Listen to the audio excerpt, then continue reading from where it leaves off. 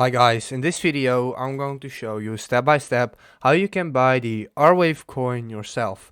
So if we go to CoinMarketCap, here we can see the coin. This is the chart. As you can see, it looks good.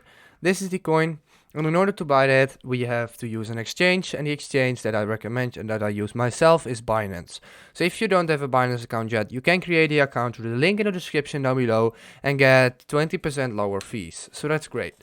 Once you created it, go to wallet, then go to fiat and spot right there. And then this comes up. Now you want to go to search coin and type in Arweave, and there it is, AR. And what you can do, you can go to buy, and now you can use the payment methods here to buy the coin. So we can select our credit card or other payment methods that we want, and then buy the coin here. So this is, here you can enter in the amount of euros, and then this you want to do that to Arweave or Bitcoin and then later. And if this video helped you out, please leave a like, please subscribe, and see you next time.